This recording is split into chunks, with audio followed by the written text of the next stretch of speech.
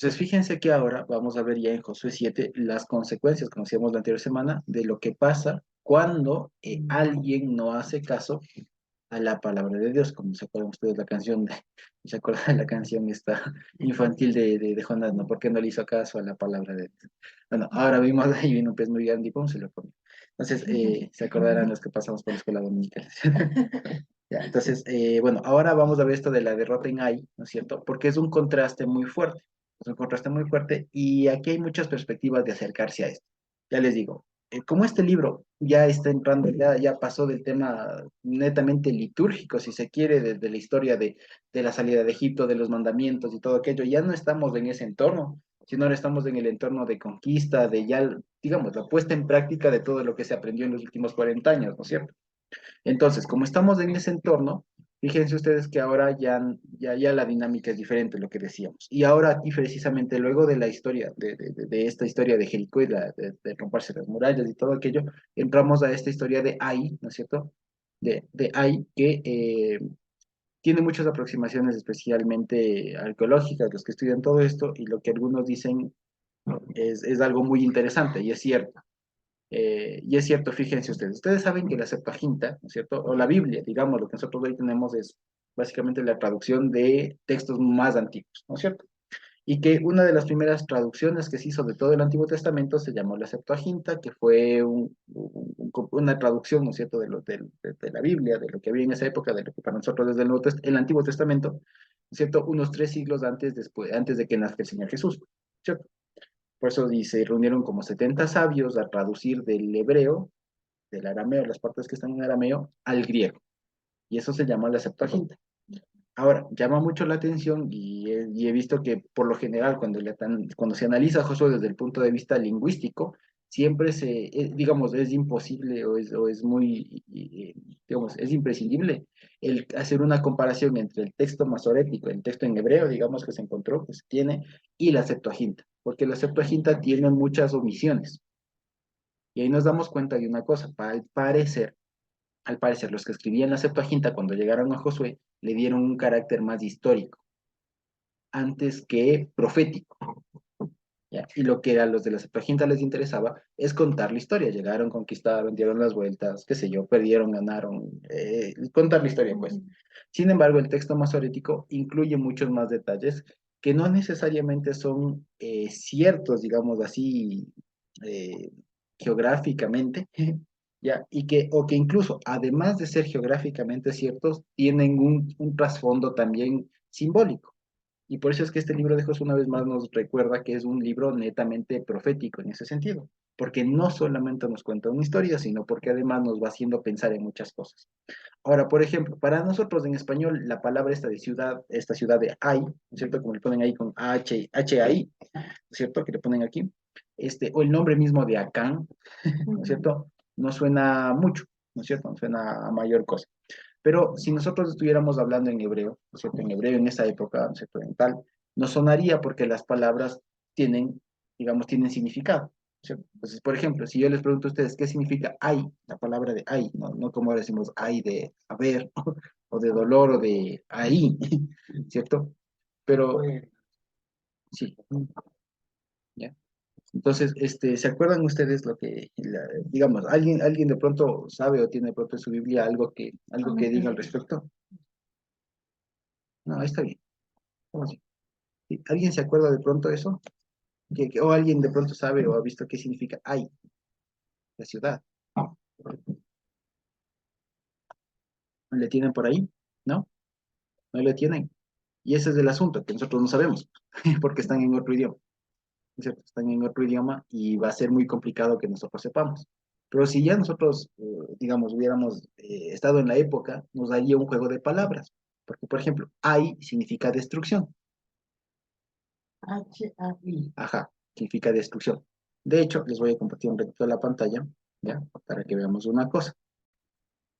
Ay se escribe así, ¿ya? Ahorita ya lo vemos.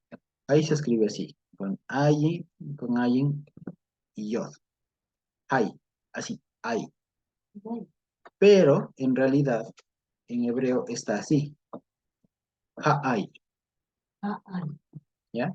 Ahora, ¿esto qué quiere decir? Todos estos simbolitos, estos guarabos que puse aquí, estas las letras en hebreo, ¿no es cierto? Esta sería, fíjense, esta sería la H, esta sería una comilla, ¿no es cierto? Y la A, ¿ya? Y esta sería una especie de Y, ¿ok? Y aquí estaría la H, HA.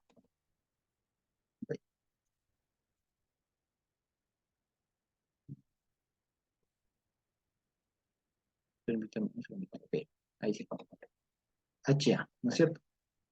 Diría, en realidad aquí se le diría Ha'ai, Ha'ai. Ahora, hay una cosa también, una curiosidad, y es algo que nosotros debemos saber, que de pronto nos sirve para algunas otras cosas. Esta letra se llama Ayin, esta que parece una Y, ¿ya? Una Y nuestra, se llama Ayin, ¿ya? Esta que parece una, esta del medio. Esta se llama Ayin, ¿ok? Pero esta Ayin tiene dos formas tiene dos, más bien dicho, los investigadores se dieron cuenta, digamos, reconstruyendo las lenguas, que es algo posible, ¿cierto? Se dieron cuenta de que los sonidos, digamos, que por el hablar una lengua, algunos sonidos se van o bien diferenciando o bien aunando, ¿no es cierto? Es como, por ejemplo, ahorita van ustedes a ver los del Caribe, por ejemplo, iban a ver que mucho de la R no dicen R, sino L, ¿no es cierto? Ya, entonces no dicen hermano, sino hermano o alguna cosa así. Abel en vez de haber o alguna cosa así, ¿no es cierto? Ya, entonces fíjense que pues esas cosas se van mutando. Ahora fíjense que pasa mucho tiempo y ellos literalmente escriben en vez de haber, ponen con él, Abel o alguna cosa así, ya. Así va mutando. Entonces fíjense que, por ejemplo, un sonido que era la R vino a tener la L. Entonces habría dos Ls en ese español. Una L que viene de la R y otra L que sí es L. ¿Me explico? Una L que mutó y otra L que más. Y una L que más. Ya, eso pasa en todos los idiomas. Y con la letra Ayin pasó lo mismo. Hay dos letras Ayin en realidad, ya, pero que para el hebreo ya de este momento hay una sola. Y es una letra gutural. De hecho, la Ayin, como ustedes ven aquí, lo puse con una comilla, porque en realidad no tiene sonido, ¿ya? Pero en realidad lo que se sabe es que esta letra de aquí era más gutural, no era la Ayin muda, ¿ya? Sino era una Ayin casi como un sonido muy gutural, como similar a una G. Pero no es la G de gato, es una G más suavita, más de acá, más de adentro, más de acá. Una cosa bien complicada de explicar, pero básicamente es una G más suavita. Entonces, por eso es que en la Septuaginta, por ejemplo, en la Septuaginta, para que tengamos el dato, a la ciudad no le pusieron Ayin, Ay, como nosotros, sino le pusieron Gai, alguna cosa así, Gai, ¿ya? Porque esta letra de aquí es más gutural. Otro ejemplo es la palabra Gomorra. Ya, la ciudad de Gomorra en realidad en hebreo es Amora, pero comienza con Ayin, y es con esta Ayin que tiene un trasfondo de G, suave.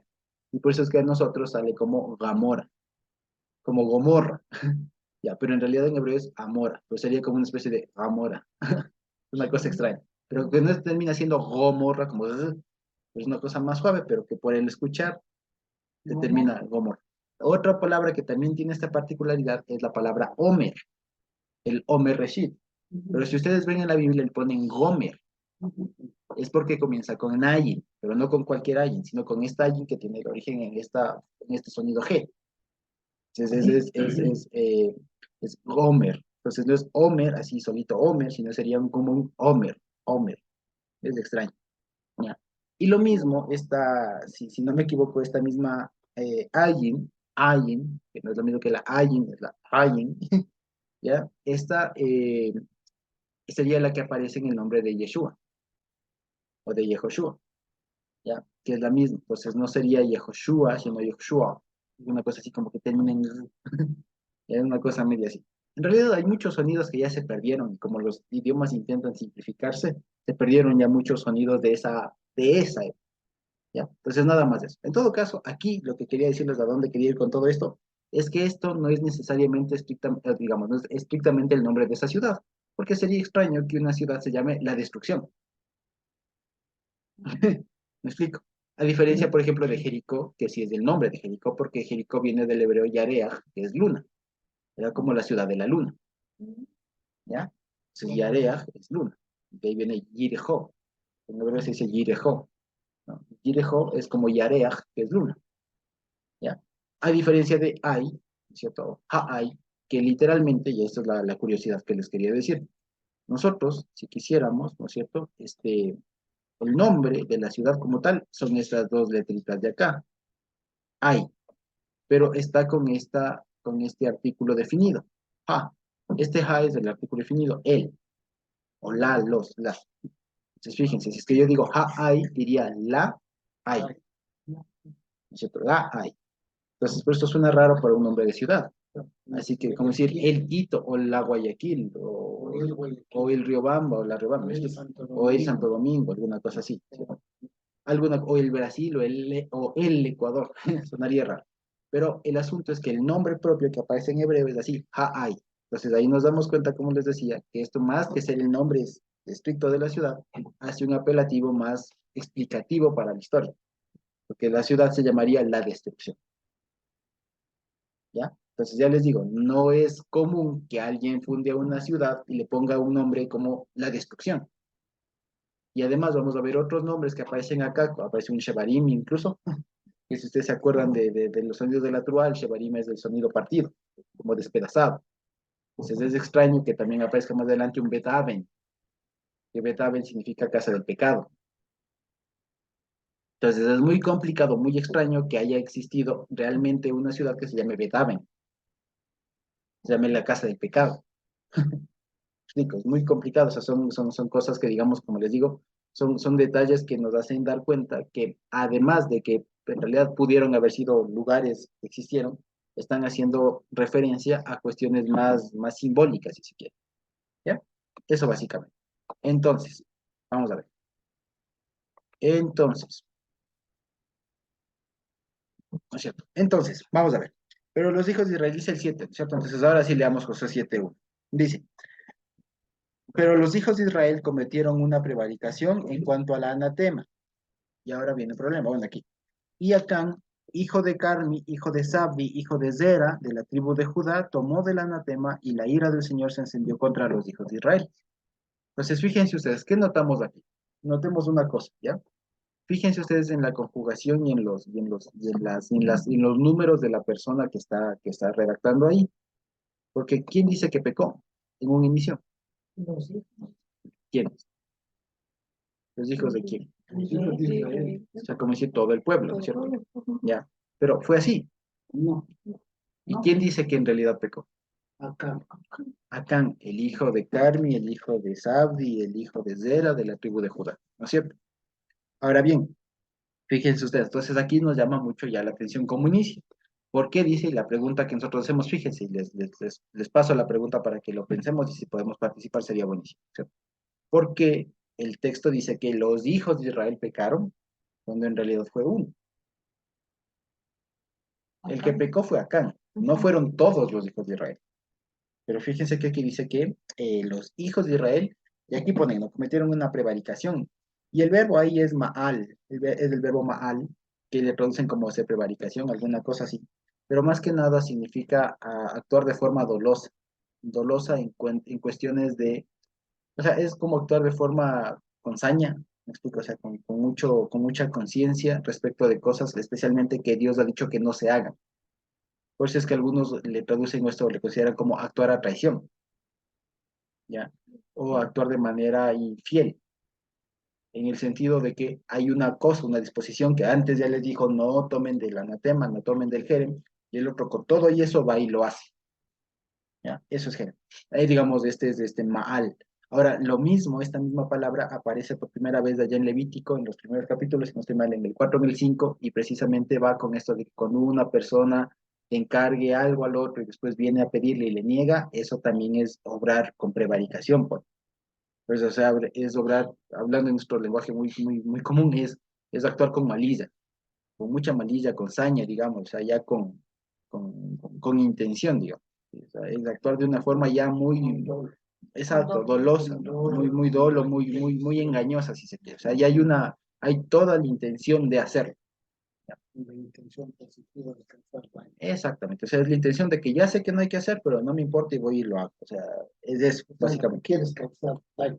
O sea, lo que quiere más que no causar daño, sino lo que quiere es, exacto, con alevosía, o sea, con Con intención. premeditación. O sea, más que premeditación es con total conciencia. O sea, no es un tema de que me equivoqué y o sea, no lo supe, Voy a hacer perdón. daño. No, sino que simplemente no es tanto de hacer daño, eso digo, no es que va a hacer daño. Hecho con Porque, toda exacto, lo hizo con conciencia, porque la intención de este no era hacer daño al pueblo, ya, pero la intención no era hacer daño al pueblo. La intención de él era cogerse esas cosas. Pero él no sabía que al cogerse No, esas ya sé. cosas hacía daño a él y al pueblo. Exactamente, pero lo que quiero decir es que el mandamiento no era, no cojas porque vas a hacer daño al pueblo, no les voy a acompañar a alguna cosa. El mandamiento era que no El mandamiento, cojas. no cojas, y ya está. Pero este no le importó el mandamiento y fue y lo hizo. Entonces, por eso tiene la culpa todo el pueblo. Ahí vamos. Entonces, esa es la pregunta. Entonces, esa es la pregunta precisamente. Sí, Mal dice que tomar de lo sagrado extinguido para provecho personal. Sería así, algo así precisamente. Ajá. Sí. En todo caso, entonces, eso es lo que hizo esta persona. Pero ya les digo, es una cosa, pero que es actuar realmente con saña, así, con total conciencia. Bueno, eso. Sí, es actuar con total conciencia, digamos. ¿Sí? Ahora bien, entonces dice, y bueno, aquí hay que hacer una pequeña corrección, porque en la Reina Valera le ponen, porque acá hijo de Carmi y demás, ¿no es cierto? Pero dice, porque, ese porque no aparece. ¿Ya? Es como un punto seguido, digamos. O sea, la frase sería, y los hijos de Israel cometieron una infidelidad, digamos, una traición, si se quiere, ¿no es cierto? En cuanto al anatema, o con el anatema, diría así, en el Jerem, de Jerem, dicen, ¿cierto? Y Acán, hijo de Carmi, tal, tal, tal, tal, ¿no es cierto? Tomó del anatema, ¿cierto? O sea, nuestra traducción le explica, dice, ¿por qué? Pero en la versión así original diría, y ¿cómo se llama? Acán lo haría. Tal, tal, tal. Sí, ok. Ahora bien, dice, fíjense ustedes. Ahora, hay otra curiosidad, que fíjense ustedes cómo, no sé si ustedes se acuerdan cómo normalmente suelen aparecer las genealogías cuando se aparece así, cuando dice fulanito, hijo de fulano, hijo de fulano, hijo de fulano. No sé si es que notan algo distinto aquí con la genealogía de este Acán. ¿Notan algo Claro, distinto? va desde ir hacia atrás. Sí, más allá de que vaya atrás o hacia adelante, pero hay algo que de pronto que lo puedan notar. Por ahí va. Va desde él hacia la tribu. Exacto, exacto. O sea, fíjense que es una cosa interesante, parecería que se saltan, ¿cierto? O sea, como que de pronto, o sea, a primera vista a mí me dio la impresión como que, claro, o sea, Acán, hijo de Carmi, hijo de Sab, hijo de Sera, de la tribu de Judá. Entonces, como que después, como que tal vez faltó gente y para no hacer el rollo muy largo dijeron de la tribu de Judá. Pero si Pero lo que hacemos cuenta, resalta es que, bueno, exacto, pero más allá del tema ese, es que si hacemos cuenta en las genealogías que hay, Zera fue hijo de Judá. Entonces la pregunta es, ¿por qué aquí no termina diciendo Zera hijo de Judá? Sino que dice de la tribu de Judá. ¿Sí me explico?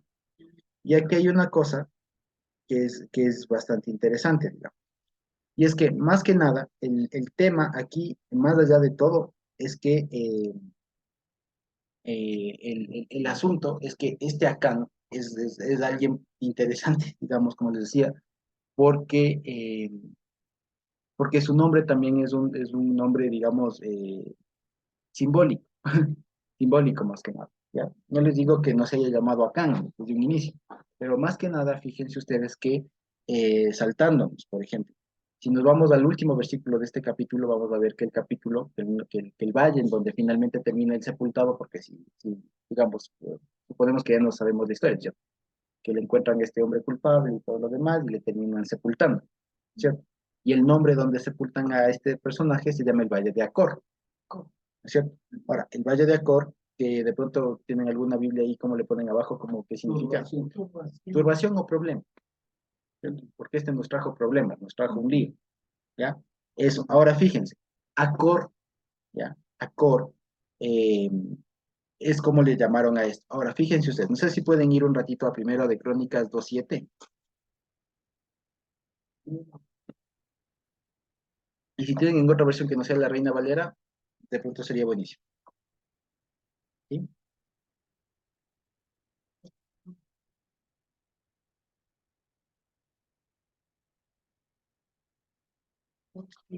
Ujú. Leo, ¿Cómo dice? dice aquí, hijo de carne fue Cam, Acá. el que perturbó a Israel porque prevaricó en el anatema. Exacto. Ahí dice, hijo de Carmi fue Acán, pero ponen Acán, ¿cierto? Le traducen Acán. ¿Hay alguna otra versión que no sea la Reina Valera de ese versículo? ¿Alguien lo tiene por ahí?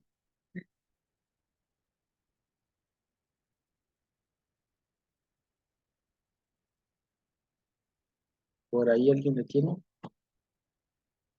Yo tengo uno que dice, hijo de Carmi fue Acán, perturbador de Israel, porque transgredió respecto al anatema.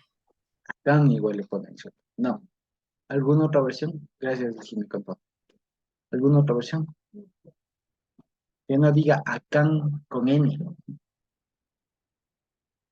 ¿Alguna otra? ¿Por ahí? ¿En cuál es esa? Ya. Acá, Acá, ¿en cuál dice así? espérame un ratito.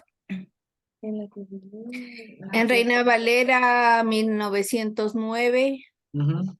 Y en la Jubileo también. en la Jubileo, En la Dios habla hoy en la también. Nueva Biblia Latinoamericana sugiere las dos opciones. Acán En y la acá. Jubileo 2000, en la Jubileo 2000 también está Acar. Y en inglés también. Acar también, exacto. Y lo que pasa es que en primero de Crónicas, el nombre que aparece allí es Acar. Y de hecho, la Septuaginta también le pone Acar. Y aquí vemos una cosa. ¿Por qué es que le llaman Acar si el hombre se llamaba Acán? Es por el juego de palabras que se le hace, ¿ya? Porque el hombre se llamaba Acán, Aján, se llamaba Acán. Pero como fue el que causó un Ajor, entonces se le llama, se le cambia el nombre y se le pone el nombre Ajar, que significa él causa un problema, ¿ya? Y el causador de problemas. Así que fíjense que cómo funciona la Biblia, por eso ya les digo. Es muy interesante ver de estos temas de ahí, medios, digamos, particulares que normalmente no se ven, ¿cierto? Pero ya les digo, incluso si lo leemos en hebreo, esta parte de primero de Crónicas, diría, y ahí estuvo Ajor, quien fue Ojer de Israel, ¿ya? Por cuanto tomó del Jer. Entonces se hace un juego de palabras. ¿Ya? En todo caso, fíjense ustedes lo que quiero decir es que con los nombres de aquí, o sea, los nombres que se utilizan aquí no están puestos al azar. ¿Ya? Y este Acán, digamos, más allá de que se haya llamado Acán o no, o sea, el nombre este después se utilizó como un juego de palabras para decir o para que se acuerden del Valle de Ajor, del Valle del Problema, del Valle de la Turbación, ¿ya? Que hubo un problema ahí, ¿ya? Ahora bien, en todo caso, ahora, volviendo a lo que les preguntaba, se hace eco, digamos, de la tribu de Judá, por cuanto aquí parece ser que hay una, eh, hay una remembranza, digamos, digamos, hay una mención a propósito de la tribu de Judá, quiero decir. O sea, lo que se quiere ver aquí y lo que algunos dicen es que esto, como seguramente fue escrito después de cuando pasaron las cosas, pues, hace ratito, ¿cierto? Seguramente ya se estaba como que anticipando, si se quiere, los posteriores líos internos entre tribus que iba a haber. Entonces, como para tener un testimonio de que hubo alguna vez un Acán que salió de la tribu de Judá y que por eso tal vez querer deslegitimar, si se quiere, a la tribu de Judá en tal o cual sentido. Pero más que nada aquí, lo que está diciendo es que, digamos, aquí, más allá de eso, lo que está diciendo aquí es una forma, es la forma en cómo el Señor inspiró al que redactó esto, para que después veamos cómo cuadra con el tema del juicio, porque solamente vuelve a aparecer esta frase de Acán, hijo de Carmi, hijo ¿cómo es? De Sab, hijo de Sera, de la tribu de Judá, aparece una vez más cuando se hace ya el juicio y se va descartando casa por casa y tribu por tribu, ¿ya? Entonces, básicamente, por eso es como un anticipo para el lector, ¿ya? Básicamente eso. Ahora bien, sigamos leyendo. Dice, después Josué envió hombres desde Jericó a Ai, ¿no es cierto?, que estaba junto a Betaben se llama Betaben, ¿no es cierto?, hacia el oriente de Betel, y les habló diciendo, suban y reconozcan la tierra, y ellos subieron y nos reconozcan y espíense la tierra. y espíen la tierra, y subieron y espiaron a Jai. Y volvieron a Josué y le dijeron, no suba todo el pueblo, sino suba como 2000 o 3000 hombres, y tomarán a Jai. No fatigues a todo el pueblo, no les canses a todo el pueblo yendo allí, porque son pocos. Y subieron allá del pueblo como 3000 hombres, los cuales huyeron delante de los de Jai, y los de Jai mataron de ellos a unos 36 hombres, y los siguieron desde la puerta hasta Shebarim, y los derrotaron en la bajada, por lo cual el corazón del pueblo desfalleció, y fue como agua. ¿Ok? Entonces, fíjense, a ver, esta historia de pronto ya nos la sabemos, de pronto, aunque la más común es la más conocida del, del libro de Josué, es la de las murallas de Jericó, ¿cierto? Pero aquí hay otra historia que es igual de importante, es esta de la toma de Hai, una ciudad que aparentemente era mucho más débil, ¿cierto? Más confiados y tal, que no merecían todo el pueblo, sino solo unos pocos, unos 2000 o 3000 hombres, ¿cierto? Y que finalmente les termina yendo mal, ¿no es cierto? Ahora bien, aquí hay una cosa, como les decía, que fíjense, aquí aparecen ya estos nombres que son muy representativos, ¿ya? Entonces, fíjense, van a tomar a la destrucción, o sea, la ciudad que se llama la destrucción. Después dice que, fíjense, que ahora nos dan la ubicación de Jai, dice, que estaba junto a quién, no, estaba junto a quién, en el 2.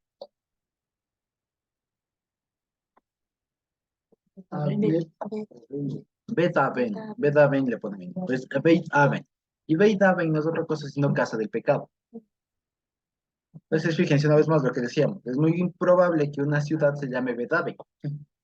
¿Ya? Seguramente debe haber tenido otra cosa, pero aquí está indicando otra cosa. O sea, la destrucción está cerca de la casa del pescado, de la casa del pecado, ¿no es cierto? Y fíjense, hacia el oriente de Beit El. ¿Y Beit El qué significa? La casa de Dios. De Dios, ¿ya? Beit El es la casa de Dios, y acá está Bet Aven, y está Hai. Y fíjense que este evento de la conquista de Ai es previo, o es lo que antecede esta ceremonia, si se quiere, de inscribir en las piedras sobre el monte Ebal toda la ley del Señor. Así que fíjense, si se quiere, o sea, para pasar a la casa de Dios es necesario conquistar a la casa es necesario, digamos, conquistar, ¿no es cierto? La destrucción, ¿no es cierto? Que está cerca de la casa del pecado, ¿no es cierto? Y que está opuesta a la casa de Dios. Fíjense que hay un lenguaje muy... No, no es la casa del Padre. La casa de Dios, Beit-El es la casa de Dios, ¿no es cierto? Ahora fíjense, hay otro nombre, como dicen, de suben, dicen no manden a muchos, manden a pocos, les va mal, matan a 36, y fíjense lo que dice, que en el 5, ¿no? Y lo siguieron desde la puerta hasta Sebarim, ponen aquí. Ya, en hebreo ahí dice Shebarim, y ya se acuerdan qué es Shebarim. ¿Alguien se acuerda qué es?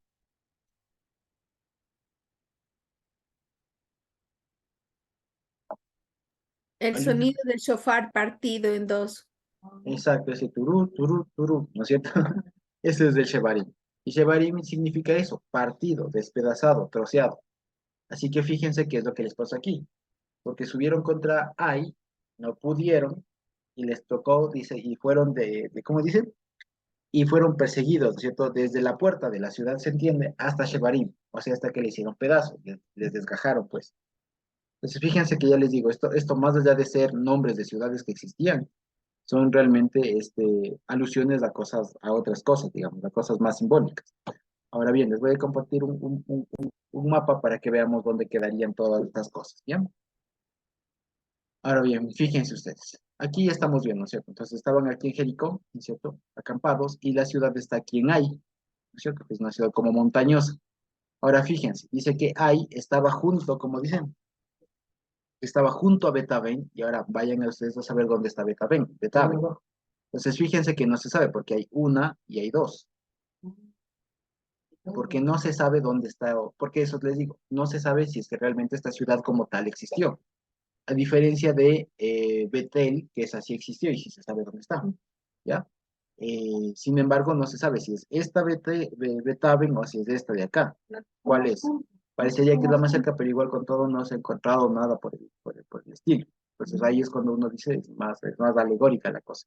¿Ya? Betaben, ¿y cuál es más la otra? Shebarim, se entiende que deberá ser por acá abajo, ¿ya? Porque esa no era tanto como tal una ciudad, sino básicamente aquí sí parece que hace referencia al suceso que hubo ahí de ruptura de ese troceado. Carmita.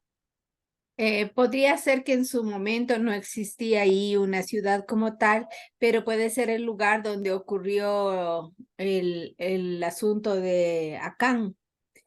Y más tarde, cuando se escribió, le dieron nombre a ese lugar, No tanto aunque, porque no aunque tanto luego porque está el Valle de Acán, ¿no? sí, aunque podría no tanto, porque lo de acá pasó en Jericó. Entonces no es que ahí fue la casa del Bueno, pecado. aquí dice que estaban cerca de Jai, pero tampoco estaba en Jai, ¿no? Claro, no estaba en Jericó, exactamente. Entonces, en todo caso, esta casa del pecado, este Bet-Aven, es una ciudad más bien referencial y, digamos, alegórica, o más bien simbólica, ¿no es cierto? En todo caso, es que les va mal. Es una ciudad más débil, más débil que Jericó, ¿no es cierto? Y les va mal. Ahora bien, fíjense ustedes, y aquí del 6 en adelante, ¿no es cierto? Hasta el 9 es lo que se conoce como la plegaria de Josué, ¿no es cierto? Y dice aquí, entonces Josué rompió sus vestidos y se postró en tierra sobre su rostro delante del arca del Señor hasta caer la tarde, él y los ancianos de Israel, y echaron polvo sobre sus cabezas. Y Josué dijo, oh Señor Adonai, oh Señor Hashem, ¿por qué hiciste pasar este pueblo el Jordán para entregarnos de las manos de los amorreos para que nos destruyan? Ojalá nos hubiéramos quedado al otro lado del Jordán. Oh Señor, ¿qué diré? Ya que Israel ha vuelto la espalda delante de sus enemigos, porque los cananeos y todos los moradores de la tierra oirán y nos rodearán y borrarán nuestro nombre de sobre la tierra, y entonces, ¿qué harás tú a tu grande nombre? ¿Ya? Y aquí básicamente lo que está diciendo Josué es, o suena a una queja. ¿Ya? Y fíjense ustedes que aquí más bien es, digamos, y si nos prestamos atención aquí hay una cosa bien interesante. Les pregunto, ¿es esta la primera vez que Josué actúa de esta manera? ¿Es la primerísima vez que actúa así, rompiéndose los vestidos y tal? ¿O no?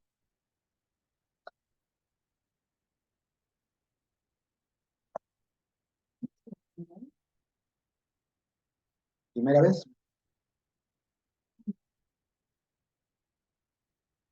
¿Alguien se acuerda?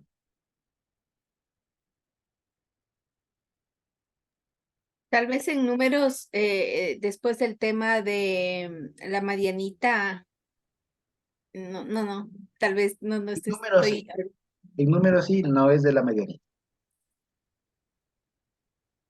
sí, no me acuerdo. ¿Alguien se acuerda?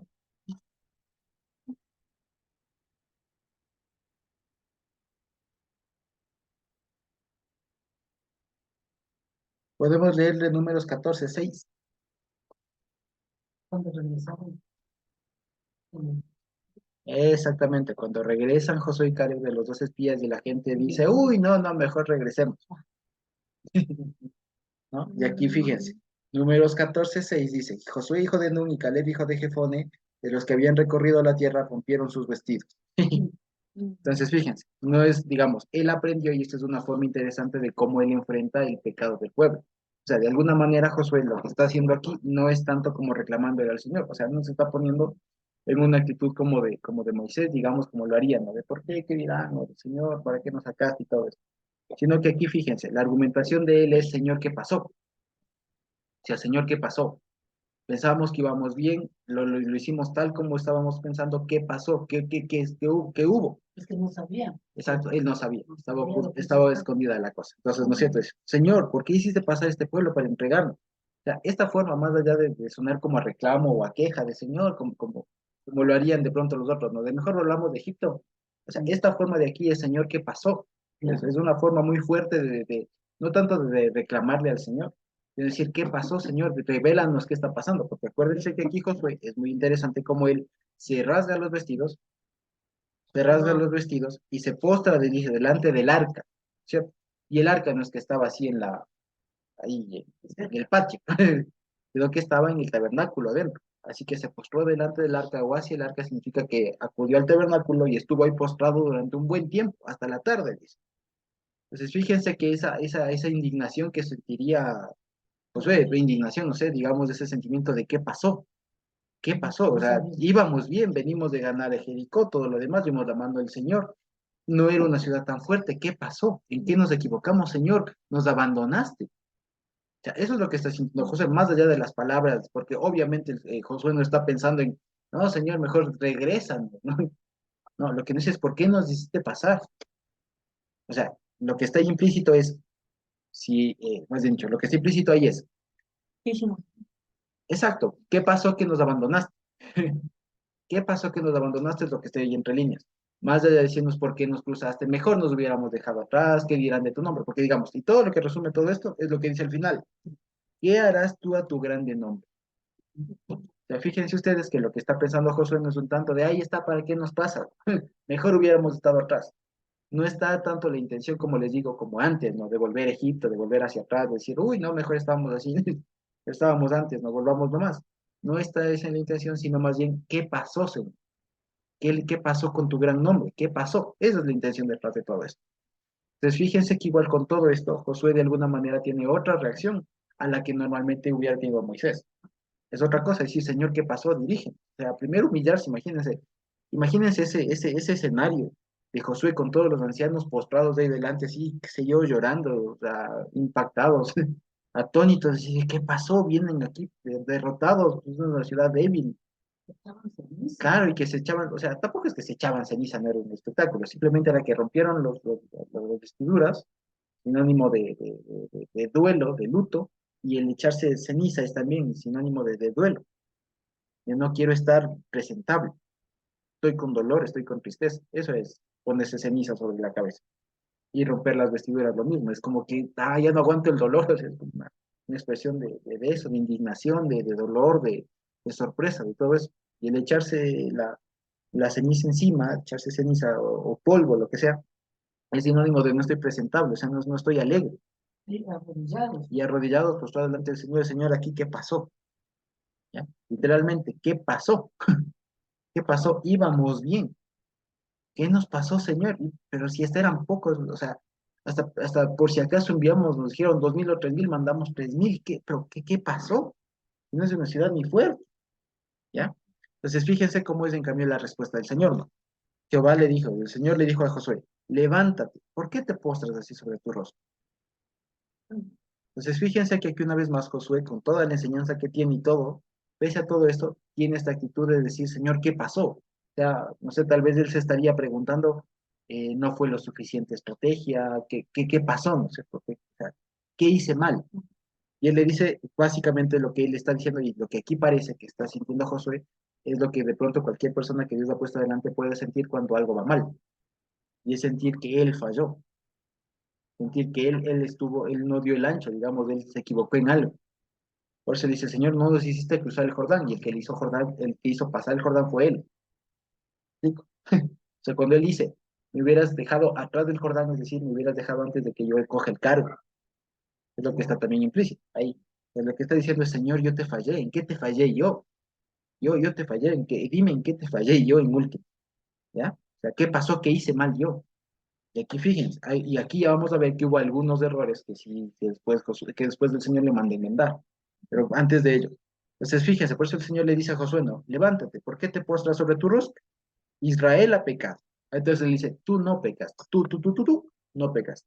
Lo que pasa es que hay pecado en el pueblo. Eso debe entenderse. Hay pecado en el pueblo. Entonces eso responde a la pregunta que hacíamos antes. ¿Por qué si dice que Israel pecó, después se dice que Acán fue el que hizo la cuestión? Entonces, ¿por qué? Porque no es tanto que todo el pueblo pecó, sino que es diferente la perspectiva, es decir, en el pueblo hay pecado, ¿ya?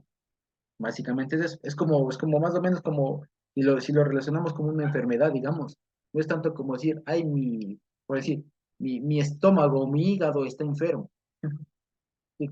Sino que estoy enfermo. ¿Sí? Estoy enfermo, pero en realidad el que está enfermo como tal es del hígado, pero el malestar se siente en todo el cuerpo. Básicamente es eso. Dice el 11, ¿no es cierto? Israel ha pecado y aún han quebrantado mi pacto que yo les mandé y también han tomado del Jerem, ¿no es cierto? Y hasta han hurtado, han mentido y lo han guardado entre sus enseres. Ya les dijo todo. Exactamente. Entonces, parece ser, y por esto también responde a la pregunta de por qué se habla de la tribu de Judá, porque al parecer no es que solito él fue y calladito y nadie sabía, sino que seguramente fue una cosa que sabían, que estaban encubiertos. O sea, que algunos de la tribu de Judá lo sabían. O sea, por eso es la razón. Eso le dice, además de para identificarle, ¿no? Así como decir con cédula, o sea, la cédula, el número de identificación en los códigos dactilares de la época, es decir, Acán, hijo de fulano, hijo de fulano, hijo de fulano, de tal tribu. O sea, no hay otro que se repita con esos datos. O sea, más allá de identificarle, es el tema también que parece ser que aquí está algo encubierto. Está haciendo algo encubierto, dice, por eso dice, tu pueblo, dice, ha pecado, dice, han tomado del anatema, han hurtado, han mentido y no lo han guardado entre sus enseres. Eso significa que hubo alguna sospecha, alguna cosa, y simplemente se hicieron los locos. ¿Ya? Pero Acán o la aquí, familia, lo Acán que sea. no era solito. No, pues debe Acán. tener familia, No lo hizo claro, solito, lo hizo. con su familia, porque imagínense ustedes que lo que él se cogió, que vamos a ver más adelante, no era como decir, ay, me cogí un celular, una hoja y me guardé, no. No, era una lengua de oro, ya vamos a ver. Pero las cosas que se cogió no era una cosa que se podía esconder así bajo el brazo. Era un manto de Shinar, como dice, un manto babilónico. Un manto, imagínense ustedes. No es una cosa que entra, no sé. Y lo que tomé acá, la plata, los tantos ciclos de plata y un lingote de oro, que vamos a ver que no es un lingote, es una lengua de oro. Resulta que no son cosas, que se pueden esconder así nomás, ¿cierto? Sino que son cosas que en realidad son grandes. Así que eso hubo ahí una complicidad de ahí oculta. ¿Por qué les digo? Uno yéndose y además a la guerra, que no es que va con bolsas o con alguna cosa, pero para que se haya cogido eso significa que hubo toda una trama, una planeación ahí. Entonces por eso se ve que ahí se entiende por qué es que se utiliza el verbo este de mahal. O sea, que hubo una planeación, hubo una cosa, pero súper premeditada ahí. ¿Ya? Entonces, fíjense, dice el 12, por esto los hijos de Israel no podrán hacer frente a sus enemigos, sino que delante de sus enemigos volverán la espalda, por cuanto han venido a ser anatema, ni estaré más con ustedes si no destruyeran el anatema de en medio de ustedes. Levántate, santifica el pueblo y di, santifíquense para mañana, porque el Señor, el Dios de Israel, dice así, anatema, Jerem, hay en medio de ti, Israel. No podrás hacer frente a tus enemigos hasta que hayan quitado el anatema de en medio de ustedes. Se acercarán pues mañana por vuestras tribus, y la tribu que el Señor tomare se acercará por sus familias, y la familia que el Señor tomare se acercará por sus casas, y la casa que el Señor tomare se acercará por sus varones. Y el que fuere sorprendido en el anatema será quemado él y todo lo que tiene, por cuanto ha quebrantado el pacto del Señor y ha cometido nevelá, dice en Israel. Es una cosa, hablando así, estúpida. De hecho, una cosa, pero sin sentido, ¿ya? Más que maldad, ahí dice nevelá, y es una cosa como que sin sentido, en realidad está haciendo una cosa absurda. Es de una persona que en realidad no tiene sentido de nada, ¿ya? Porque esto es otra forma de verlo. Aquel que peca así de manera premeditada, viéndolo desde otra perspectiva, es una cosa que no es una persona que no ha entendido nada, ¿ya? Ahora bien, fíjense ustedes, aquí es interesante cómo el Señor le revela todo el juicio que tiene que hacer, ¿ya? Todo esto. Y aquí se ve una cosa. ¿Se acuerdan ustedes igual que ocurrió igual un juicio parecido con Moisés? ¿Ya? El tema de escoger las tribus, todo lo demás, cuando fue con lo de Coré. ¿Cierto? Y aquí fíjense ustedes, y en lo de Coré y cuando el Señor, y fíjense que hay una cosa, cada vez que el Señor interviene así de manera directa, nos enseña precisamente cómo es el tema del debido proceso. Porque cualquiera de nosotros diría, pero mejor, Señor, si tú ya sabes mejor y nos facilita quién es. ¿A qué te costaba decirnos, Señor, es acá? ¿No es cierto? Si en la final igual iba a terminar siendo destruido. ¿Qué le costaba al Señor decir, Josué, mira, no busques tanto, no hagas tanto tema, fue acá, ahí tiene el escondido, cógelo y extermínalo, ¿ya? ¿Cuál es la diferencia? ¿Por qué el Señor se toma este tema de que pasen todas las tribus y la tribu que escoja, después la familia, después el clan, después tal, tal, tal, tal, y después por cada uno de los varones? Una cosa debido proceso y otra cosa, ¿por qué también? ¿Qué creen ustedes que hay detrás de eso? ¿Qué intención hay detrás de eso?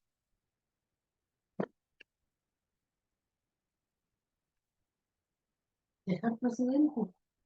Sí, también. Y con respecto a Acán, ahora pongámonos en los pies de Acán. Imagínense ustedes, somos de Acán, nosotros le hicimos mal, no nos importa, parece que no pasa nada. Entonces se acaba de morir gente por culpa de uno y sí, así pasa. ¿Ya? Después imagínense que comienzan con mi tribu. Van la tribu. Pasan las 12, queda la de Judá, que es mi tribu. Después pasan todas las casas paternas, queda la de mi abuelo.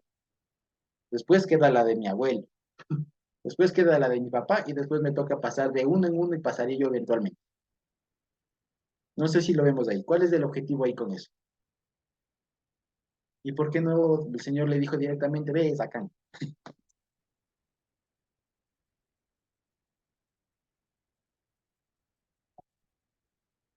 ¿Por qué esta tardanza, digamos?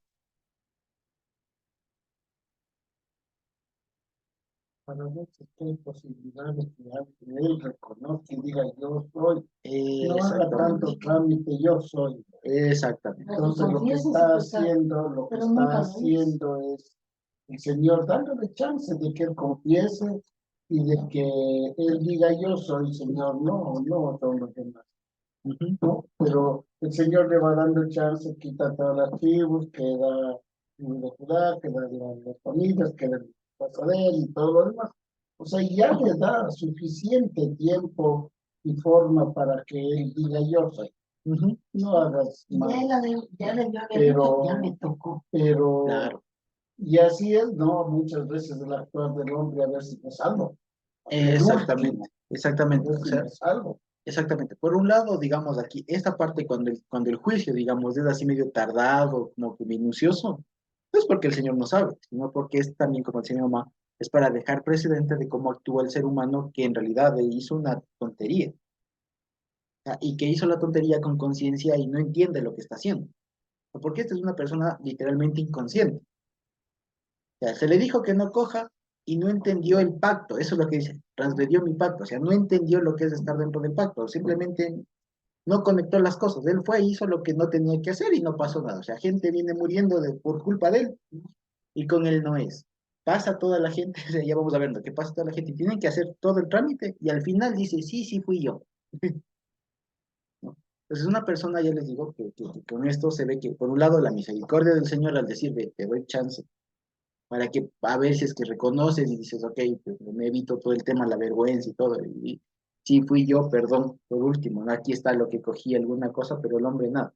Pues por un lado hay la misericordia del Señor al momento de actuar, para que le da chance a la persona esta, para que reconozca, ¿no? Y pueda enmendar su acción de alguna manera, sí, sí, perdón, alguna cosa, y también para dejar precedente, como decía mi mamá, de la dureza del corazón cuando una persona no ha comprendido lo que es el pacto de que puede saber, o sea, puede estar todo ahí que el hombre con él no es. Pero si él hubiera confesado antes, hubiera pedido perdón de Dios. Es una muy buena pregunta, porque aquí la sentencia ya estaba dada, aquí la sentencia ya estaba dada, o sea, la idea era exterminarle, pero ahora, digamos así, hay una cosa que también es importante, bueno, sabemos cómo termina este hombre, ¿no? Pedreado y todo lo demás, pero se ve que el hombre no se arrepintió, simplemente fue una declaración de, sí, sí, yo hice, Cuando ya se ve. cuando ya se había descubierto, se fue ya, sí, sí, yo hice, ya. Yo hice así, así, así, así. ¿Ya? Pero, digamos, incluso hay algunos testimonios, digamos, de cuando se hacían ya los juicios posteriormente, ya cuando era el reino y todo lo demás, de que una persona cuando estaba camino a la muerte, camino a la pena de muerte, quiero decir, se le daba chance de que en el último chance, así antes de ser ejecutado, se arrepienta. Para que por último, si es que aquí estás pagando por un pecado que te mereció la muerte, por lo menos de allá te salves. Eso sí. Exacto. Pero aquí esta persona parece que no, simplemente no. Entonces, fíjense, lo que quería decir precisamente es esto. Ahora, no está por demás también hacer el énfasis en lo que es evidente acá. Entonces, lo evidente acá y lo que de pronto cualquiera de nosotros, y no hace falta ser teólogo para entenderlo y para comprenderlo, es que cuando hay pecado en medio del pueblo, el pueblo no avanza. Y no avanza porque Dios no está en medio, porque está escrito, Dios no habita en medio del pecado. Cuando hay pecado, Dios no puede habitar ahí, ¿cierto? Entonces, la solución para todas estas cosas es eliminar el pecado que debe o puede haber dentro del pueblo. Esa es la solución, ¿cierto? Y para eliminarla hay siempre un debido proceso, ¿ya? Entonces, fíjense, si queremos ser muy esquemáticos, pues aquí hay un tema, darse cuenta de que algo salió mal, ¿cierto? Salió mal. ¿Cuál es el asunto? Vamos a evaluar. Pues evaluamos qué salió mal, identificamos que algo salió mal y tenemos que seguir un proceso para eliminar eso y entonces sí seguimos.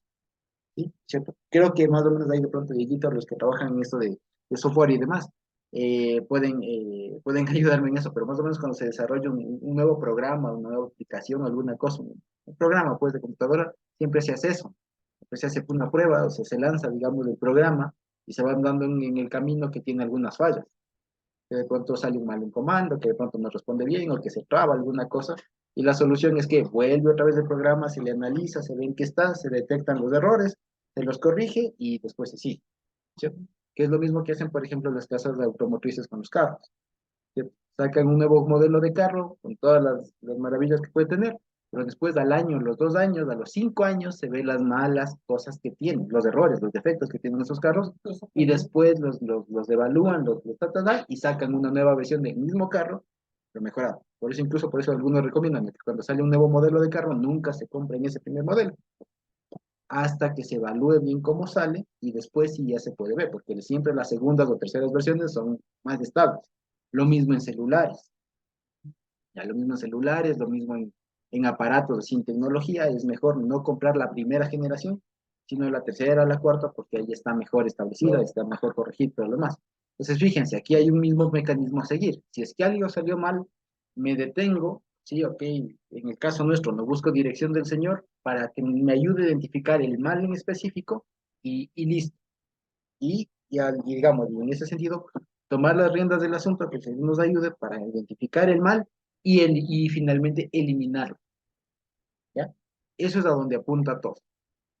Y fíjense que esto que parece sencillo, no es sencillo, porque aquí el primer asunto, y fíjense que es algo muy importante, aquí la palabra del Señor, o sea, el mensaje del Señor, no es simplemente en el pecado, en el pueblo hay pecado, ustedes verán cuál es, cómo es, ¿no? En el pecado, en el pueblo hay pecado. No, no hay eso. No, no dices, el pueblo pecó porque tomaron del Jerem. Alguien tomó del Jerem y tal. Entonces, fíjense que eso ya es muy importante. ¿Por qué no le dijeron? No, pues alguien se robó, alguien mintió. Aquí hay pecado en el pueblo. No, porque a veces incluso se ha escuchado a veces predicadores que abusan de esto. Señor me dice que aquí hay pecado en el pueblo. Alguien está pecando.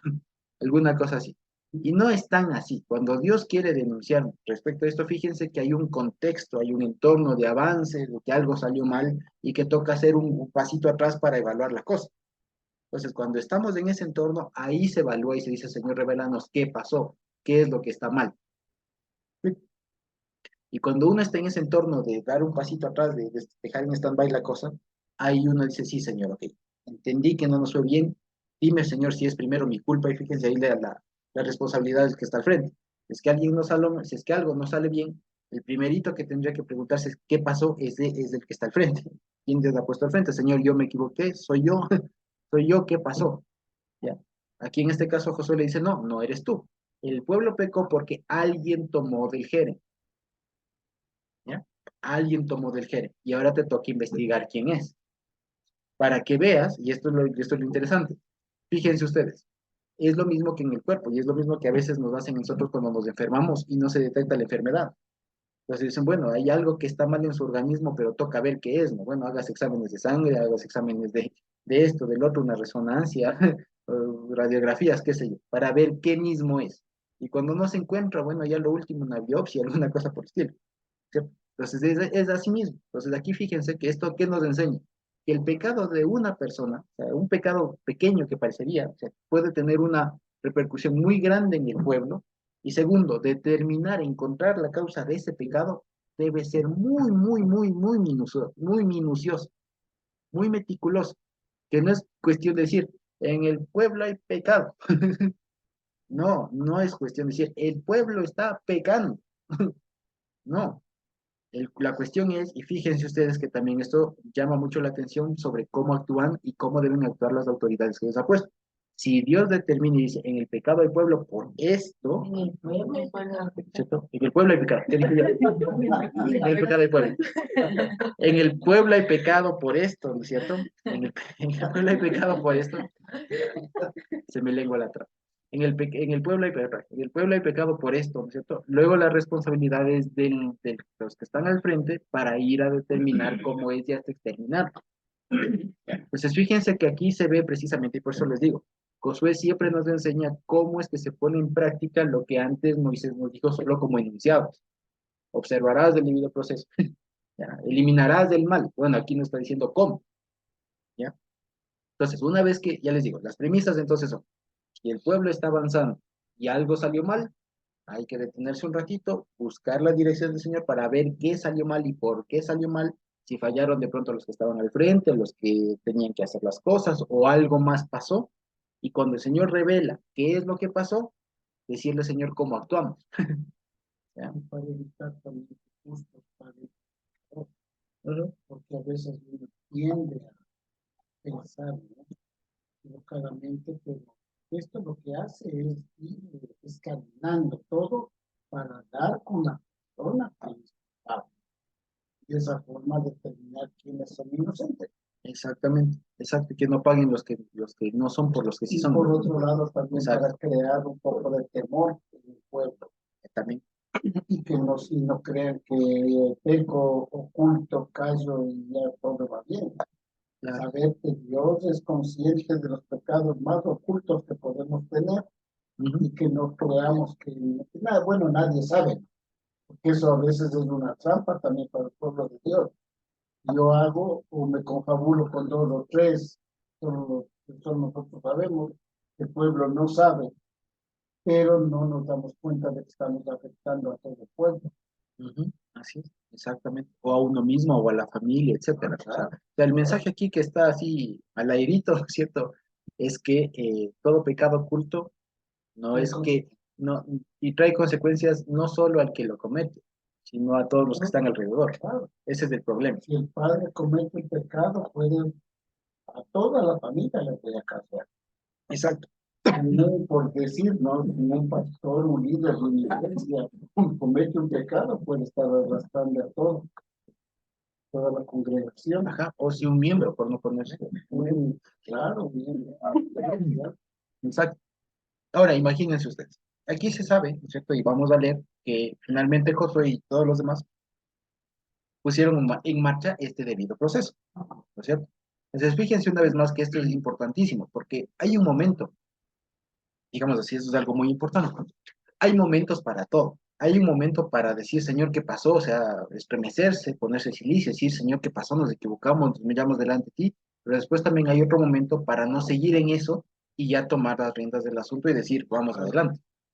¿Ya? Entonces, fíjense, porque a veces se ha visto ocasiones en las que la gente vive perpetuamente buscando la razón, y incluso, y es bien curioso que se ha visto, que cuando ya se le dice la razón de por qué, o sea, Dios le dice a través de muchas formas, pero Dios ya, la persona ya sabe por qué está así.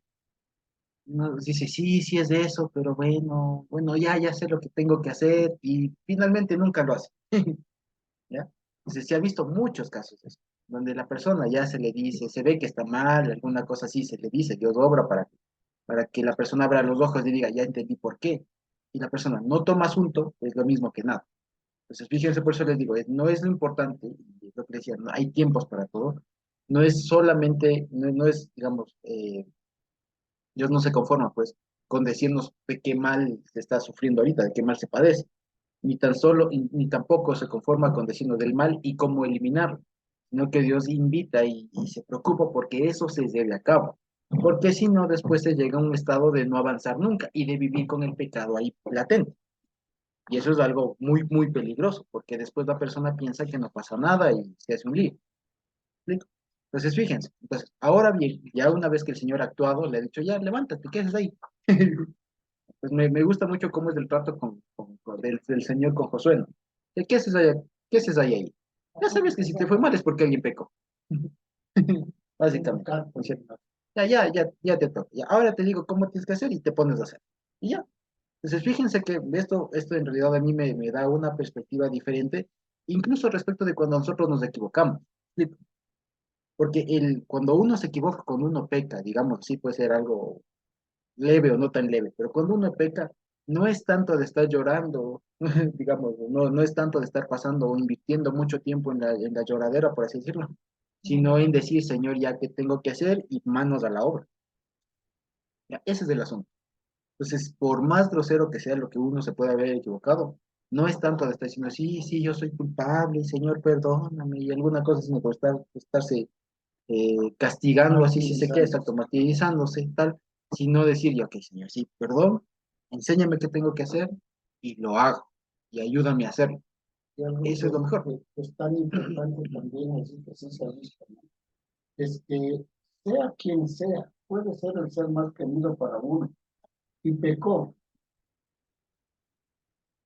tiene que recibir la sanción de Dios, Exacto. porque Ajá. a veces yo he visto muchas actividades, cosas, ¿no?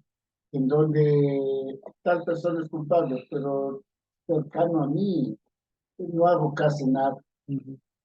no hago casi nada, una llamada de atención, alguna cosita y nada más. Pero si es alguien que es alejado a mí o alguna cosa, ahí se le cae con todo el peso de la ley. Entonces acá nos está mostrando que cuando hay que sancionar a alguien que afectó al pueblo, desobedeció a Dios, es eso aunque sea más querido de uno. Ujú. Es dolorosísimo, pero es que eso es así. Y así tiene que obrar, y Así así es. tiene que actuarse. Porque si uno no actúa con alguien que sea cercano a uno, entonces está creando impunidad y eso va a afectar después a todo el desarrollo del pueblo. Exacto. O sea, es peligrosísimo eso, ¿cierto?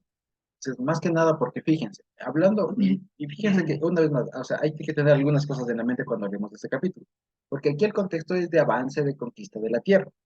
Eso significa que si el pueblo se quedaba ahí con ese pecado y se hacía, bueno, te perdonamos acá en alguna, alguna cosa así, no, o bueno, sí, ha habido pecado, pero no, no importa, no, no pasa mucho, o alguna cosa así, si los locos, eso implicaba no seguir avanzando, ¿ya? Y eso es lo que quiero enfatizar siempre. El cometimiento de un pecado, ¿sí? Siempre va a implicar, si no detenimiento, retroceso.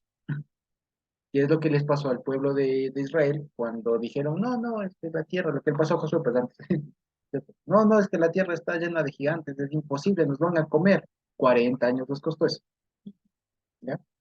Cuando aquí, la misma, cuando la hermana de Moisés, María y Aarón blasfemaron y tal, también les costó 7 días de detenerse.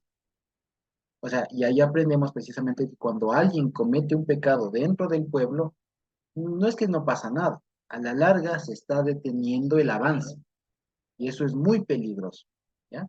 Y si bien, por ejemplo, ahora no veríamos físicamente el avance, como decir, bueno, ahí estamos en el punto A, después ya vamos acá y después vamos acá, ya no se ve un avance literal, ¿no? Estamos en movimiento, pero es así geográfico, se ve un avance de que, bueno, salimos de Guayaquil y estamos acá, no, no, no es eso, no se ve ese avance geográfico, pero sí se ve un retroceso o si se quiere un estancamiento espiritual. Y por eso fíjense ustedes que si cada uno de nosotros hacemos recorderis de pronto de por qué en algún momento de pronto nosotros sentimos un malestar en alguna congregación en la que hayamos estado o se ve eso de algunas personas, una de las razones es por eso. Suena muy, muy fuerte decirlo, pero cuando lo analizamos así, es cierto, es muy cierto. Muchas congregaciones no avanzan o se han quedado estancadas en lo mismo por eso, porque muchas veces hay errores ocultos, o a veces hasta Vox Populi, pero que no se hace nada, ¿ya? O sea, se sabe y no se hace nada, y dicen, bueno, pero así mismo es, o lo que sea. Entonces, siempre que haya un pecado tipo Acán, ¿no es cierto? Va a implicar que la cuestión no avance. Y pueden incluso, ya les digo, supongamos aquí, sabemos cómo termina la historia y sabemos que a él finalmente le exterminaron, ¿cierto? Ahí se exterminó con eso el mal. Pero supongamos que no se hacía eso. ¿Qué implicaba? Que por un lado Dios no iba a estar ahí, porque Dios no es cómplice del pecado. Entonces, si es que Dios no estaba ahí, eso implicaba que iban a estar por su cuenta otra vez, iban a estar de pronto vagabundeando por ahí, se hubieran rezado cual Jordán, qué sé yo, hubieran hecho cualquier cosa menos cumplir la voluntad del Señor. Es decir, cuando en una congregación, en un grupo, hay un pecado oculto o hay un pecado de este tipo, se va a notar porque la iglesia en conjunto no avanza, no progresa, se estanca, ¿sí? Eso es básicamente un test, si se quiere. Entonces, el hecho de que algo no avance es porque algo no está funcionando bien. Hay una cosa que no resuelve, que no se resuelve. Es como un carro, por ejemplo. Si es que un carro tiene una pieza que no funciona bien, que no engrana, que no funciona, se va a notar porque o suena algo o de plano no se prende. O de plano avanza, pero con un achaque, con alguna cosa por el estilo. A veces no se le quita el seguro. A veces no se le quita el seguro, alguna cosa así. Casos se han visto. ¿No es cierto? O sea, algo pasó, un error hubo, quiero decir, ¿ya? y por más que oren, ya, y en ese caso, cuando se llega a eso, es cuando el Señor les dice, ya estoy cansado de todo lo que ustedes hacen, porque en realidad no se dan cuenta de lo que está en el fondo. Ah, estoy cansado de sus reuniones, de sus lunas nuevas, de sus fiestas. Ah, me tiene harto porque es que no están haciendo las cosas como se ve, porque es que ahí en el fondo hay algo que daña todo lo demás. Y ese es el concepto de Jerem. O sea, el concepto de Jerem, fíjense ustedes, no es tanto el concepto de, uy, es intocable, es el concepto de que es incompatible a tal punto con la santidad del Señor que genera un estado de incompatibilidad más amplio. O sea, y en realidad, por eso es que el Señor le dice aquí, santifícale al pueblo, porque están con Jerem, santifícale. O sea, hazles aparte lo que hemos aprendido, no santifícales, ponles aparte, o sea, límpiales, pues, porque si no, no se puede. Porque si no, no se puede. Y lo que va a ocasionar lo que dice aquí, yo no habito en medio del pecado. Entonces, si quieren andar conmigo, tienen que estar sin pecado, básicamente.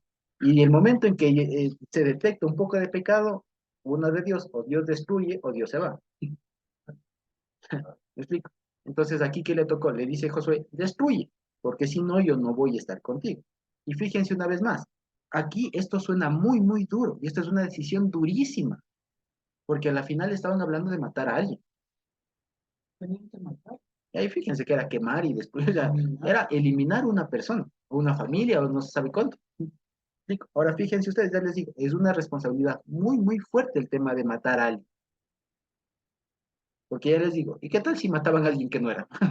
Pues, ¿Ya? precisamente para evitar eso, es que aquí así el despertamiento Uno por uno. Y uno por exactamente, exactamente. para aceptar y no tocar al Al inocente. inocente, exacto. Entonces fíjense ustedes por qué, y eso incluso hasta nuestros días, hasta hoy, que ya los estados se alejan mucho del estándar bíblico, pero aún por eso es muy, muy, muy complicado el tema de la pena de muerte.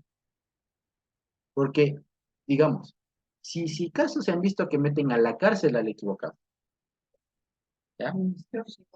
Pero matando a alguien, me explico. Por eso es que incluso en el derecho penal actual hay una máxima que dicen, prefiero un culpable libre que un inocente preso,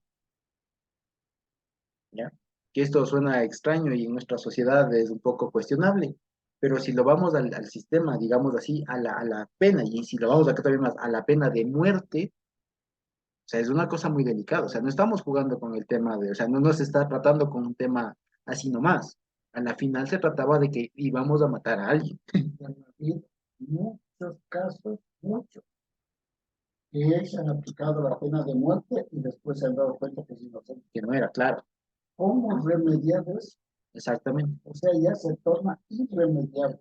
así es, ¿Cómo suplir ese ser amado a la familia que lo perdió? claro. ¿Cómo recuperar esas lágrimas, ese sufrimiento, todo de la familia?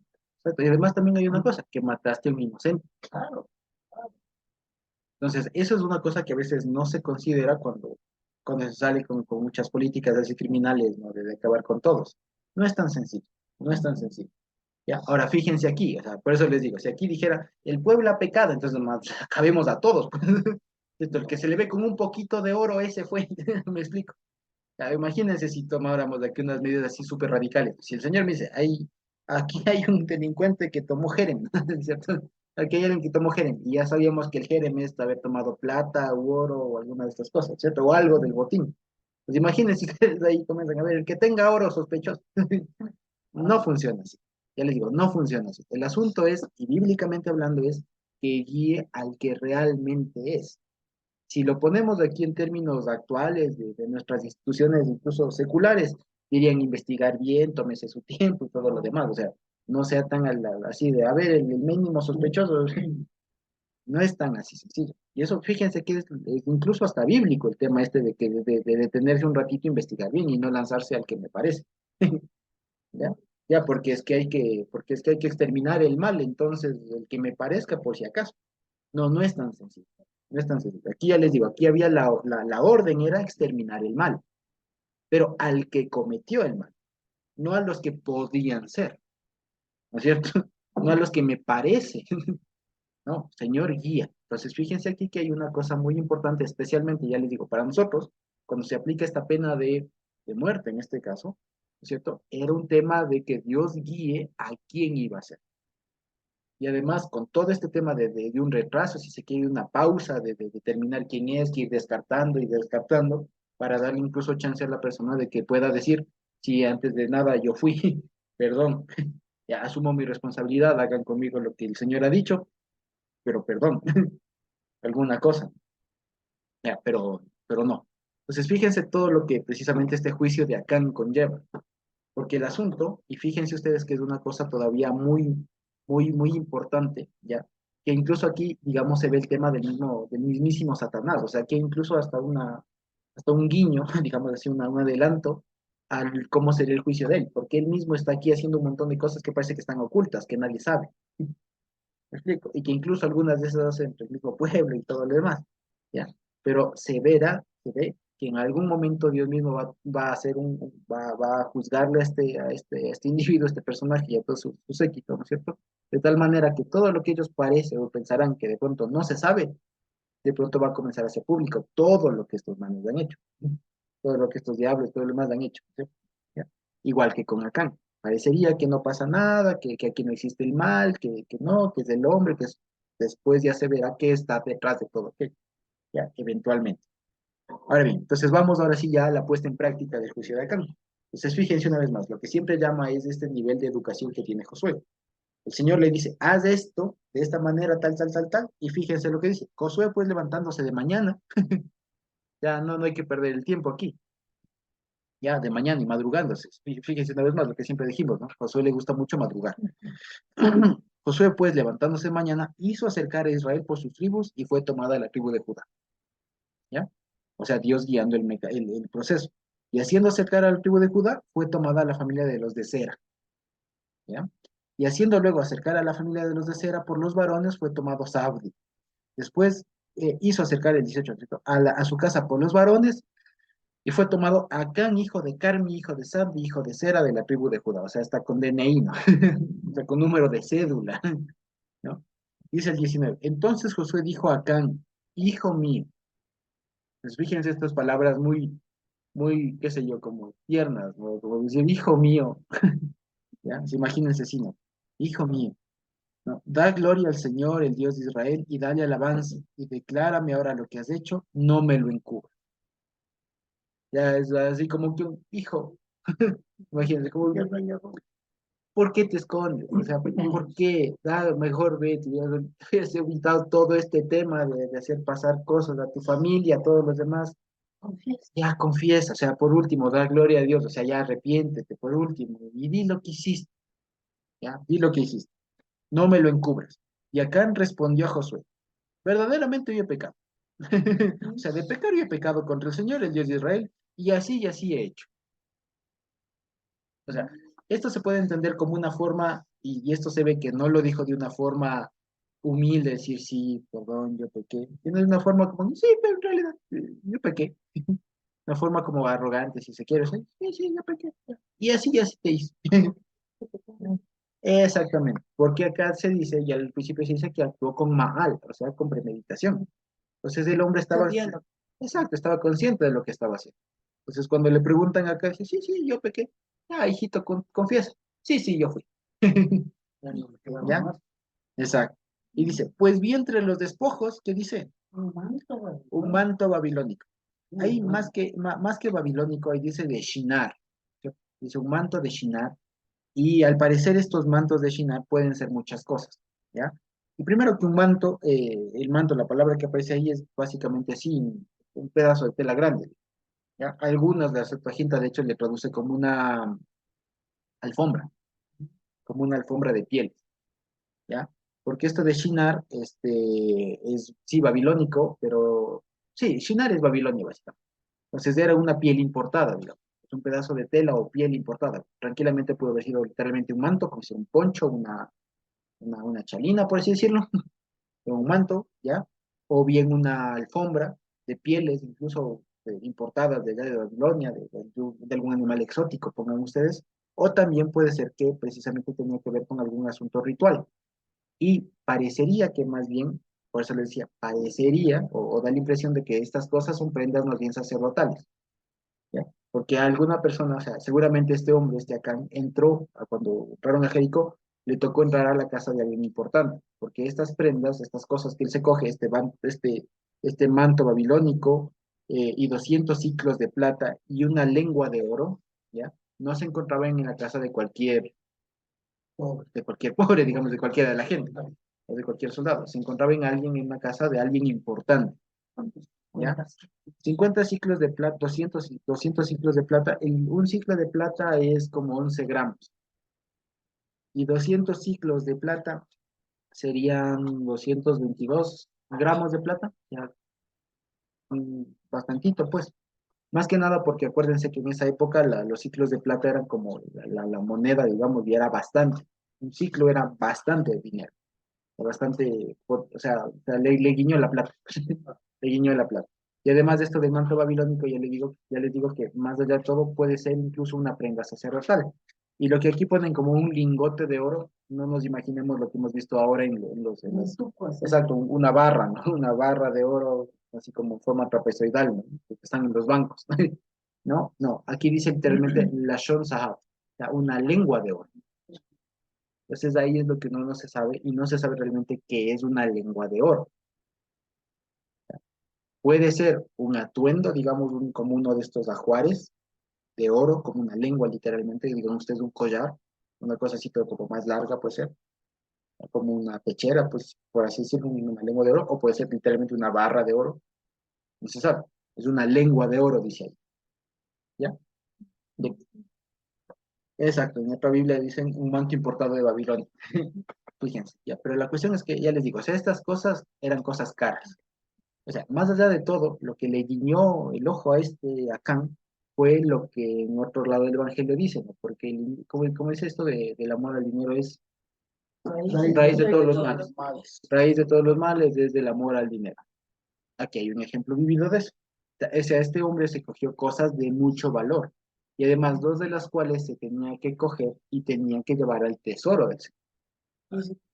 Y él se cogió para sí el manto y el oro y la plata. O sea, le guiñó. Y fíjense ustedes que este tema de la codicia de cosas valiosas, ¿no es cierto? Fíjense que es la seña, digamos, es la señal más clara de que una persona tiene su mente solamente en esta tierra, porque está pensando en las ganancias, en lo bueno, en lo rico, ¿no es cierto? En lo de valor, quiero decir, en lo prestigioso de este mundo, porque busca el oro, la plata, el manto, busca de este mundo. A diferencia de exacto, las riquezas de este mundo, a diferencia de nosotros o de los demás, que dijeron, no cojas el oro, no cojas la plata, eso daré al Señor. ¿Sí? En otras palabras, vos, ¿qué te hace falta? O sea, vos no necesitas oro, plata y peor de esto. Eso dale al Señor, que Dios sabrá lo que hace con eso. O sea, vos entra lo que vas. ¿Sí? En cambio, este tuvo una mente más carnal, más humana, más de este mundo, más material, exacto. Entonces entró, vio eso, que no sé si tendría necesidad, al parecer no tenía necesidad, y fue y lo tomó, y lo guardó y lo tuvo bien guardado. Entonces dice, fíjense, lo cual codicié y tomé.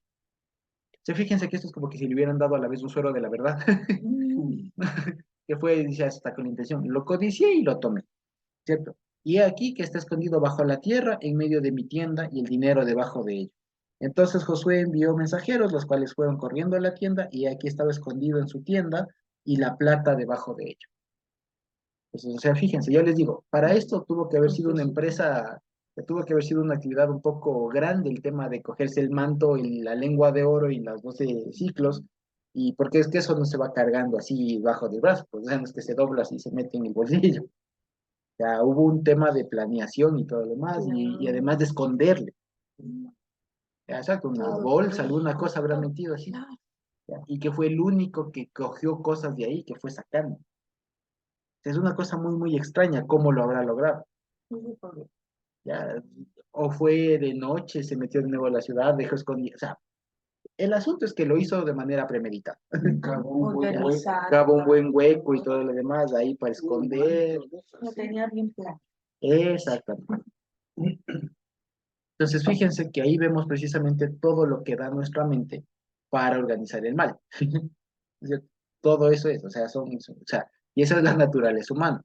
Porque si nos ponemos, si quisiéramos por nuestra humanidad ponernos a planear cosas para el bien, nos hace complicado y todo.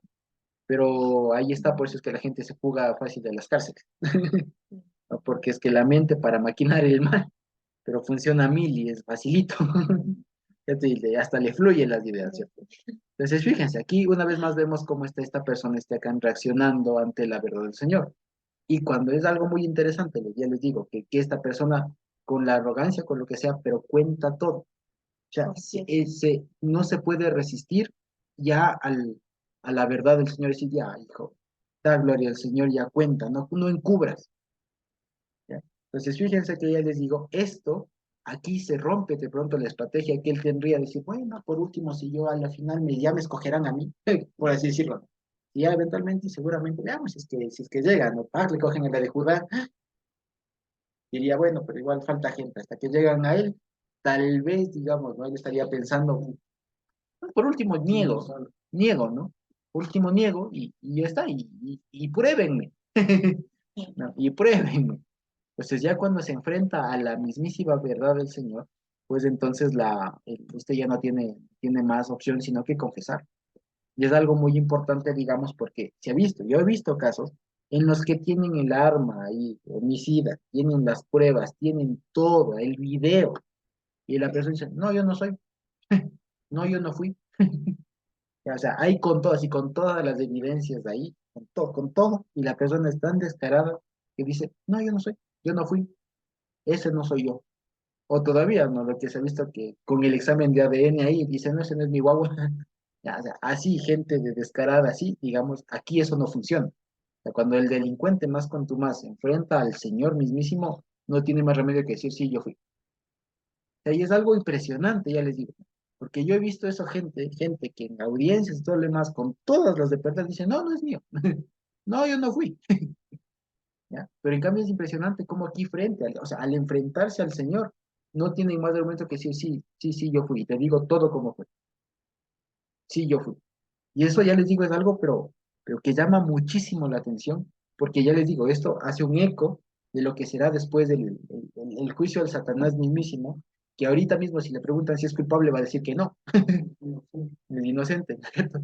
Pero en ese momento cuando el Señor le confronte y le diga, confiesa, ¿cierto? Imagínense toda esa confesión que dará el malo en esa época, ¿no? Sí, yo hice esto, tal, tal, tal, tal, tal, tal, tal, tal, tal, y todito, ¿no? Fíjense ustedes, o sea, hasta el más renuente, hasta el más contumaz, digamos, hasta el más hipócrita, ese rato dirá, sí, yo fui, señor, sí, yo fui, ¿ya? Fíjense, exacto, ya no podrá decir, no fui, porque también aquí una cosa, ya les digo, una cosa, y es lo que incluso hasta en derecho penal actual se llama esto del convencimiento del delito, ¿no? O sea, de que la persona se le diga, o sea, se le da todas las razones por las que se le encontró culpable, que es algo muy interesante, de que se le da todas las razones por las que se le encontró culpable, no solo porque todo apunta, sino porque hay que convencerle, por así decirlo, demostrarle a él mismo que él es culpable.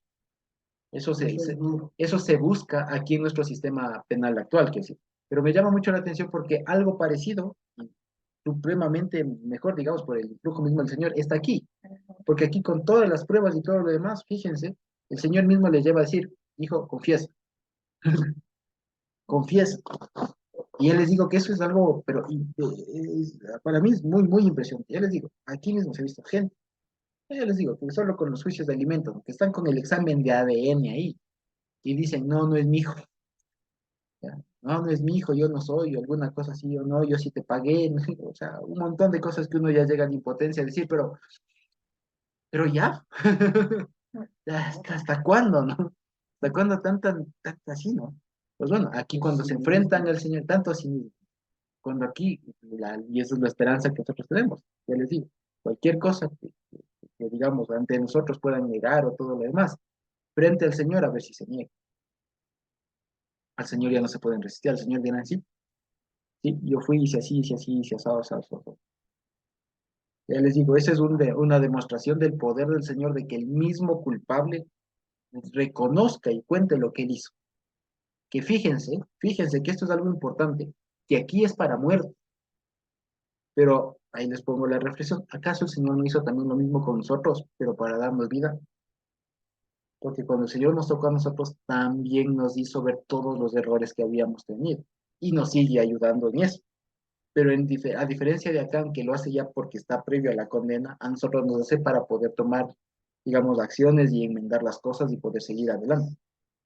Fíjense, y ese es el único poder que es lo que se llama el convencimiento de pecado. Es una habilidad que tiene un poder, una atribución del Señor, ¿cierto? De hacerle a la persona estar consciente del pecado. Y ahí demuestra todavía más su poder porque a unos, como a nosotros, nos convence de arrepentimiento, o sea, nos hace arrepentir, nos concede el arrepentimiento, y a otros, como este acá, no. ¿Ya? Y ahí se ve precisamente el poder del Señor, de que a quien Dios quiere, salva. Y a quien no, pues no. Fíjense.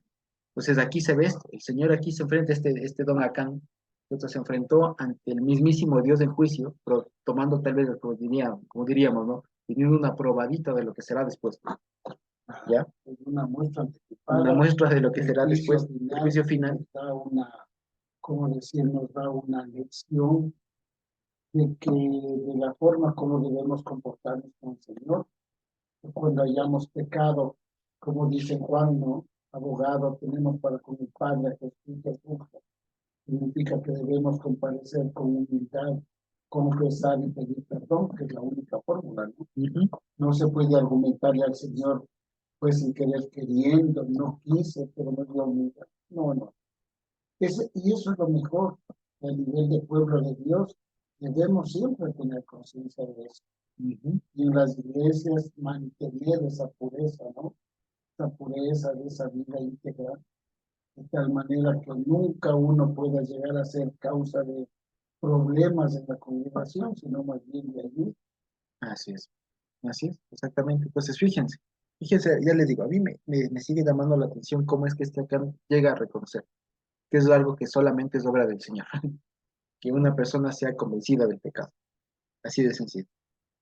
Y entonces, bueno, el 22, ¿no? Entonces Josué envió mensajeros, los cuales fueron corriendo a la tienda, y he aquí que estaba escondido en su tienda, ¿no es cierto? Y en la plata debajo de ella. Encontraron Encontraron ahí las cosas porque él mismo fue compelido a confesar.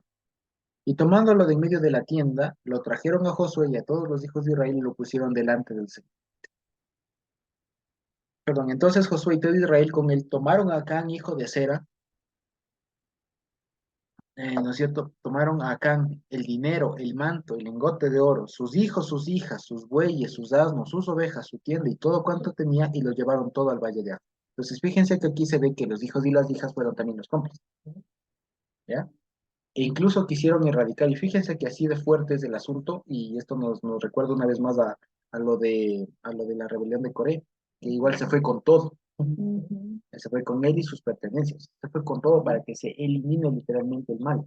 Y ahí fíjense ustedes que ahí uno se da cuenta, aquí uno puede tener una pequeña sensación, si se quiere, una prueba de cómo es de nocivo el pecado, ¿ya? De cómo es nocivo el pecado, que incluso hasta se ven comprometidos las posesiones,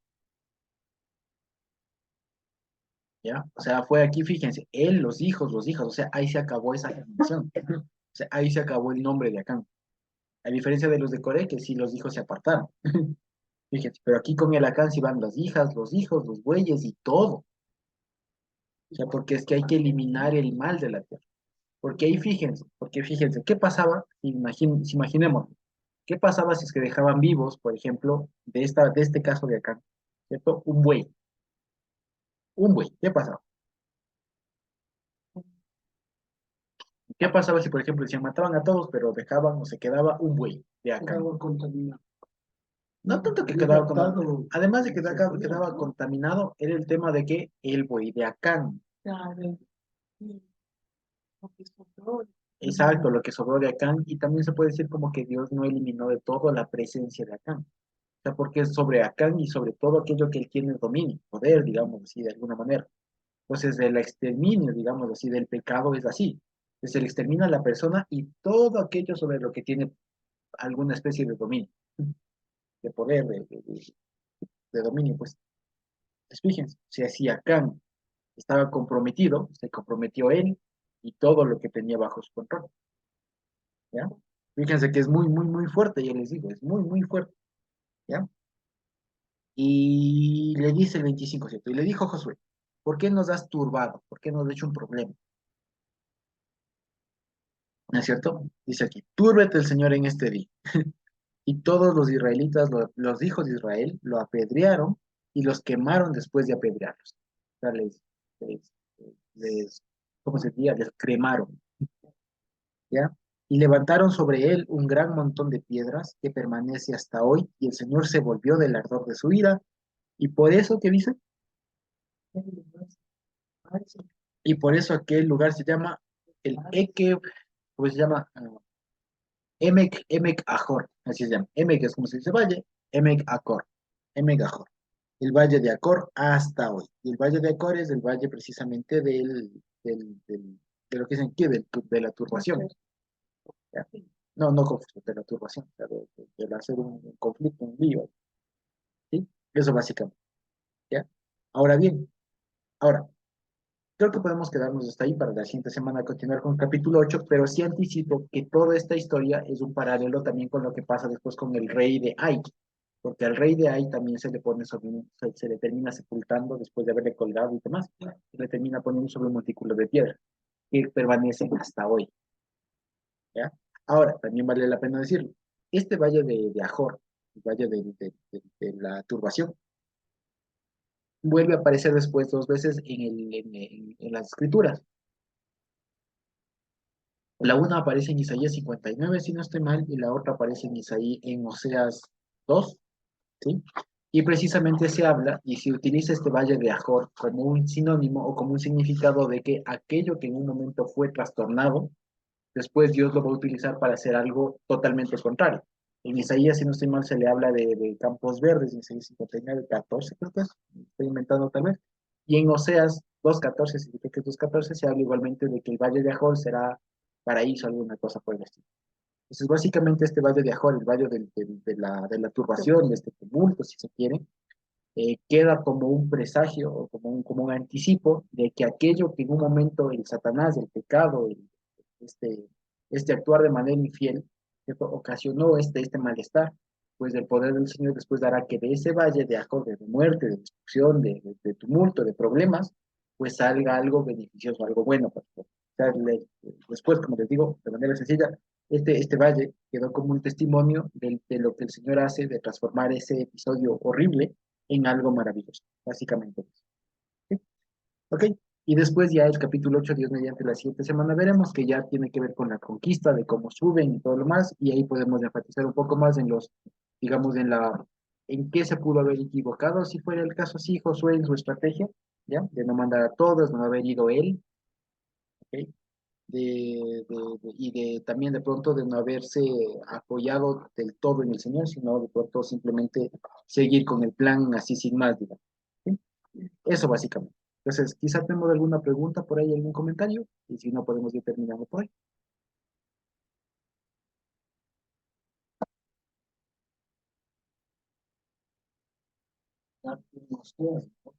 Ajá, 2:15 ahí, eso es que. ¿Qué dice? y le daré sus viñas desde allí y el valle de Acor por puerta de esperanza. Y Eso, allí fantástico. cantará como en los tiempos de su juventud y como en el día de su subida de la tierra de Egipto. Ajá. Pues se dice, el valle de Acor, el valle del tumulto, del problema, de la tribulación, será Petah y dice ahí, apertura de esperanza. Y fíjense, en el 65 ya, en Isaías 65. Dice, y será Sarón para habitación de ovejas y el valle de Acor para majada de vacas para mi pueblo que me gusta. Entonces también habla del tema de restauración. De restauración ahí, ¿sí? Ese con el valle de Ajor, entonces, ¿sí? Y ya les digo que también se hace un juego de palabras, Acor, con el Acán, que se le dice después Ajar, porque después se le llamó como, imagínense ustedes, el turbado, alguna cosa así, por todos, ¿sí? Ajá, o sea, el que estaba manipulado en la cabeza estaba trastornado. ¿Sí? Eso básicamente. Entonces, si no tenemos otra pregunta, creo que podemos ir terminando por.